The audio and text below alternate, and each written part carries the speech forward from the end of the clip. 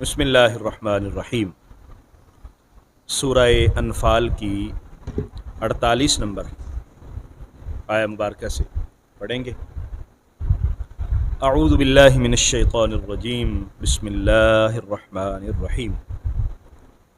وَإِذْ زَيَّنَ لَهُمُ الشَّيْطَانُ أَعْمَالَهُمْ وَقَالَ لَا غَالِبَ لَكُمُ الْيَوْمَ مِنَ النَّاسِ وَإِنِّي جَارٌ لَكُمْ فلما تراءت الفئتان نكص على عقبيه وقال إني بريء منكم إني أرى ما لا ترون إني أخاف الله والله شديد العقاب۔ غزوہ بدر کا بیان ہم پڑھ رہے ہیں، اور اللہ تعالیٰ نے غزوہ بدر کے حوالے سے اہل ایمان کی فتح کا ذکر کیا، اور فتح کیوں ہوئی اس کا ذکر کیا گیا۔ کل ہم نے پڑھا کہ جب بھی اہل ایمان کو جہاد میں شرکت کا موقع ملے اور جہاد کے لیے وہ میدان عمل میں اتریں تو ان کو کیا چیزیں پیش نظر رکھنی چاہیے۔ کفار جب مکہ المکرمہ سے نکلے تو پہلے تو ان کا خیال ہوا کہ ہم نہیں جاتے، کیونکہ انہیں یہ ڈر تھا کہ جس قبیلے کے ساتھ ہمارا مسئلہ ہے اور قبیلے کے ساتھ لڑائی ہے، وہ نہ ہو کہ ہم ادھر نکلیں اور پیچھے سے وہ حملہ کر دیں اور ہمارا نقصان کریں۔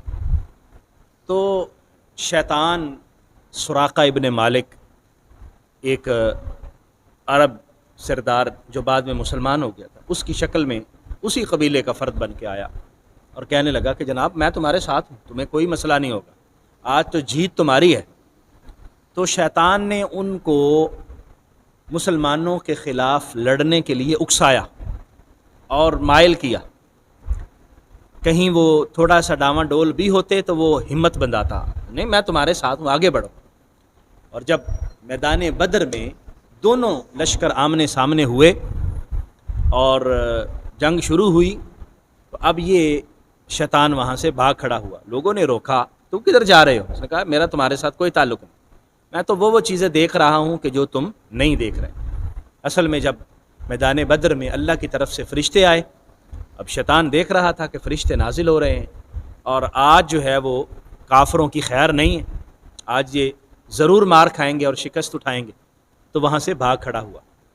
تو یہ بتایا گیا کہ شیطان ایسے ہی کرتا ہے، پہلے بندے کو قائل کرتا ہے، گناہوں کی طرف مائل کرتا ہے، اور پھر جب گناہ میں بندہ مبتلا ہو جاتا ہے پھر ساتھ چھوڑ کے بھاگ جاتا ہے اور کہتا ہے کہ میں تو تمہارے ساتھ نہیں ہوں۔ اور وہاں پر غزوہ بدر میں بھی اس نے ایسا ہی کیا تھا۔ وَإِذْ زَيَّنَ لَهُمُ الشَّيْطَانُ أَعْمَالَهُمْ، اور یاد کیجئے جب شیطان نے ان کے لیے ان کے اعمال کو مزین کر دیا، جو وہ کر رہے تھے ان کو بڑا اچھا لگ رہا تھا، یہ تو بہت اچھا ہے۔ وَقَالَ لَا غَالِبَ لَكُمُ الْيَوْمَ مِنَ النَّاسِ، اور شیطان نے ان سے کہا کہ آج لوگوں میں سے کوئی بھی تم پر غالب نہیں آئے گا، آج تو غلبہ تمہارا ہوگا، جیت تمہاری ہوگی، فتح تمہارے قدم چومے گی، تم نکلو۔ وَإِنِّي جَارٌ لَكُمْ، میں تمہارے ساتھ ہوں، ساتھ رہوں گا، تمہیں قطعاً پریشان ہونے کی ضرورت نہیں۔ فَلَمَّا تَرَاءَتِ الْفِئَتَانِ، اور جب دونوں لشکر آمنے سامنے ہوئے، نَكَصَ عَلَىٰ عَقِبَيْهِ، تو وہ یہ الٹے پاؤں بھاگا۔ شیطان دونوں لشکروں کو لڑا کے سامنے کھڑا کر کے اب پیچھے بھاگا۔ وقالا، اور کہنے لگا انی بریء منکم، میں تم سے بری ذمہ ہوں، میرا تمہارے ساتھ کوئی تعلق نہیں ہے۔ انی ارا ما لا ترون، میں وہ چیزیں دیکھ رہا ہوں جو تم نہیں دیکھ سکتے۔ انی اخاف اللہ، میں تو اللہ سے ڈرتا ہوں۔ واللہ شدید العقاب، اور اللہ تبارک و تعالی سخت سزا دینے والا ہے۔ یوں شیطان نے ان کے اعمال کو مزین کیا اور ان کے لیے میدان بدر کے اندر لڑائی کو آسان دکھا دیا، اور جب آپس میں لڑنے کے لیے تیار ہو گئے اور کوئی واپسی کا رستہ باقی نہیں بچا تو شیطان پھر وہاں سے بھاگ کھڑا ہوا اور کہنے لگا کہ میں تو تمہارے ساتھ نہیں ہوں۔ اذ یقول المنافقون والذین فی قلوبہم مرض، اب دوسری طرف کی صورتحال دیکھیے، یہاں تو کافر تھے اور کافروں سے مقابلہ تھا، اور پیچھے مدینہ طیبہ کے اندر منافق لوگ موجود تھے۔ اب منافق بڑے حیران تھے کہ یہ مسلمان تھوڑی تعداد میں 313 کی تعداد ہے ان کی، اور وہ جو مکہ سے آئے ہیں لوگ وہ 1000 کی تعداد میں، یہ کیسے ان کے ساتھ لڑ سکتے ہیں؟ یعنی آدھے آدھے کا بھی مقابلہ نہیں ہے. ہوتا ہے نا کہ یہ 500 ہیں اور وہ 1000 ہیں تو چلو آدھا آدھا سسٹم ہے، آدھے سے بھی کم ہے، تو یہ کیسے ان کے ساتھ لڑنے کے لیے تیار ہو گئے؟ کہنے لگے اصل میں یہ کلمہ پڑھتے ہیں اور ان کا جو دین ہے نا وہ دین ان کو اس طرف لے گیا ہے اور دین نے ان کو دھوکے میں مبتلا کر دیا، تکبر غرور کے اندر ڈال دیا. یہ سمجھتے ہیں کہ ہم نے کلمہ پڑھ لیا تو ہم جو مرضی کریں گے. آج تو یہ مسلمان گئے تو ادھر منافق بھی یہ سمجھ رہے تھے کہ مسلمانوں کا کام تمام ہو گیا، اور کافر تو خیر وہ نعرے لگا ہی رہے تھے کہ ہم نے مسلمانوں کو بالکل ختم کر دینا ہے اور صفحہ ہستی سے مٹا دینا. اذ یقول المنافقون، اور یاد کیجئے جب منافق کہتے تھے، والذین فی قلوبہم مرض، اور جن کے دلوں میں بیماری تھی، انہوں نے کہا غر ہؤلاء دینہم، ان کے دین نے ان کو دھوکے میں ڈال دیا. یہ دین جو اسلام ہے، یہ قرآن پڑھتے ہیں، سنتے ہیں اور جو دین پر عمل کرتے ہیں، یہ دین ان کو اس طرف لے گیا. اب یہ تو گئے، یہ جذباتی ہو گئے. لوگ کہتے ہیں یہ جذباتی ہو گئے اور انہوں نے حقائق کو نہیں دیکھا اور گراؤنڈ ریالٹی سے یہ آگاہ نہیں ہے. یہ پتہ نہیں ان کو کیا ہو گیا، ان کی آنکھوں پہ پردہ آ گیا، عقل پر پردہ پڑ گیا اور ان کے دین نے ان کو دھوکے میں ڈال دیا. اللہ تبارک و تعالیٰ کیا فرماتا ہے؟ اللہ نے ارشاد فرمایا وَمَن يَتَوَكَّلْ عَلَى اللَّهِ فَإِنَّ اللَّهَ عَزِيزٌ حَكِيمٌ، اور جس شخص نے اللہ پر توکل کیا تو پھر غالب اللہ ہے، اللہ ہی غالب ہے اور وہی حکمت والا ہے. تو مسلمانوں کا اصل میں کیا ہوا تھا؟ مسلمانوں نے اللہ پر بھروسہ کیا. نبی رحمت صلی اللہ علیہ وآلہ وسلم نے رائے لی صحابہ کرام سے کہ ہم جہاد کے لیے جا رہے ہیں.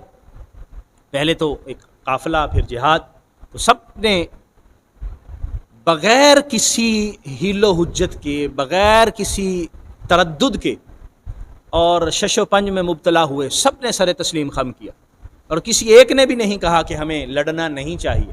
سب کے سب راضی ہوئے. بلکہ صحابہ کرام نے یہاں تک کہا کہ حضور اگر آپ ہمیں سمندر میں چھلانگ لگانے کا بھی حکم ارشاد فرمائیں گے تو ہم آپ سے یہ نہیں پوچھیں گے کہ آپ نے یہ حکم ہمیں کیوں دیا، ہم سمندر میں چھلانگ لگا دیں. اور ہم قوم موسیٰ نہیں ہوں گے جنہوں نے حضرت موسیٰ کو کہا کہ آپ جائیں اور آپ کا رب جائے لڑے. ہم تو نہیں لڑ رہے، ہم وہ نہیں ہوں گے، ہم تو لڑیں گے. اور انہوں نے اللہ پر بھروسہ کیا، اللہ پر توکل کیا. فرمایا اللہ پر جو بھروسہ کرتا ہے، یہ منافق غلط سمجھ رہے تھے. منافق سمجھ رہے تھے کہ ان کے دین نے ان کو غلط راہ پہ لگا دیا. ایسا نہیں ہے، بلکہ وہ تو اللہ پر توکل اور بھروسہ کر کے گئے ہوئے تھے. اور جس کا توکل اور بھروسہ اللہ پر ہوتا ہے پھر اللہ کریم ان کی مدد بھی فرماتا ہے. وَمَن يَتَوَكَّلْ عَلَى اللَّهِ فَهُوَ حَسْبُهُ، جو اللہ پر توکل کرتا ہے پھر اللہ اس کو کافی ہو جاتا ہے، پھر اللہ اس کو ناکام نہیں ہونے دیتا، اللہ اس کو بے یار و مددگار نہیں چھوڑتا، اللہ اس کے ساتھ ہوتا ہے. وَلَوْ تَرَىٰ إِذْ يَتَوَفَّى الَّذِينَ كَفَرُوا، اور اگر آپ دیکھیں جب وہ لوگ جنہوں نے کفر کیا، فرشتے ان کو موت کے گھاٹ اتار رہے تھے، یعنی جب فرشتے ان کو موت دیتے ہیں تو آپ دیکھیں کیا کرتے ہیں، یضربون وجوہہم وادبارہم، فرشتے ان کے چہروں پر اور ان کی پیٹھوں پر مارتے ہیں. یعنی کافروں کو جب موت آتی ہے تو پھر صورتحال یہ ہوتی ہے. اہل ایمان کو جب موت آتی ہے تو بڑی خوبصورت موت ہوتی ہے، فرشتے استقبال کے لیے آتے ہیں، فرشتے بڑی محبت کے ساتھ، بڑے پیار کے ساتھ. نبی رحمت صلی اللہ علیہ وآلہ وسلم نے ارشاد فرمایا جب بندہ مومن کی روح قبض کرنے کا وقت آتا ہے تو فرشتہ بڑی خوبصورت شکل میں ان کے سامنے آتا ہے اور بہت اچھے طریقے سے بات کرتا ہے اور ایسے اس کی روح جسم سے نکالتا ہے جیسے ایک مشکیزہ پانی کا وہ دیوار کے ساتھ لٹکا ہوا ہے اور منہ نیچے کی طرف ہے، اور اگر آپ نیچے سے اس کا ڈھکن کھول دیں تو پانی کتنی تیزی کے ساتھ نیچے آئے گا.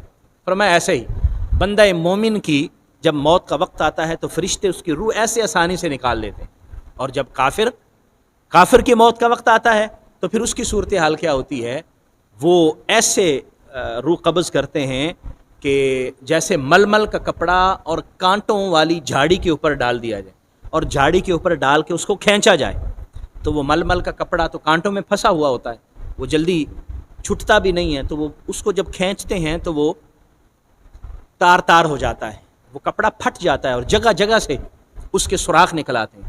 میں اسی طرح کیونکہ کافر کی روح جو ہے وہ جسم میں اکڑ جاتی ہے اور نکلنا نہیں چاہتی، اس کو پتہ ہے کہ آگے میرے لیے عذاب ہے، تو پھر جو فرشتے ہیں وہ بڑی سختی سے اور کھینچ کر اس کی روح نکالتے ہیں اور یہاں پر ذکر کیا یضربون وجوہہم وادبارہم، ان کے چہروں اور ان کی پیٹھوں پر مارتے ہیں فرشتے اس کی روح قبض کرنے کے لیے جب آتے ہیں. وذوقوا عذاب الحریق، اور اس کو کہتے ہیں کہ اب جہنم کا عذاب چکھو، جہنم کا مزہ چکھو. اور ادھر اس کی روح قبض کی اور پھر عذاب قبر میں ان کو مبتلا کر دیا. وَذَلِكَ بِمَا قَدَّمَتْ أَيْدِيكُمْ، اور اس کی وجہ یہ ہے وہ اعمال ہیں جو تم نے آگے بھیجے. وَأَنَّ اللَّهَ لَيْسَ بِظَلَّامٍ لِّلْعَبِيدِ، اور اللہ تبارک و تعالیٰ اپنے بندوں پر ظالم نہیں ہے. یعنی اللہ نے جو ان کو سزا دی ہے وہ اللہ کا ظلم نہیں ہے، بلکہ یہ ان کے اپنے اعمال کا شاخسانہ ہے. اپنے کرتوتوں کی وجہ سے ایسا کیا کہ وہ اعمال اللہ کی نافرمانی میں انہوں نے کیے، کفر اختیار کیا اور اللہ تبارک و تعالیٰ کے دشمن بنے رہے، اللہ کے نبیوں اور ولیوں کے دشمن. صحابہ اکرام کے ساتھ مقابل میں کھڑے ہو گئے، نبی رحمت صلی اللہ علیہ وسلم کے ساتھ مقابلے میں کھڑے ہو گئے، اور اللہ کے دشمنوں کے ساتھ اور شیطان کی راہ چلتے رہے. اس لیے انہوں نے خود اپنے اوپر ظلم کیا ہے. اللہ کسی پر ظلم نہیں کرتا، اور جو سزا ان کو ملی ہے وہ ان کے اپنے اعمال کی وجہ سے ملی ہے. اللہ کریم ہمیں سمجھ عطا فرمائے اور اپنی بندگی کی اور اپنی فرما برداری کی توفیق عطا فرمائے. آمین. وآخر دعوایا ان الحمد للہ رب العالمین. آمین.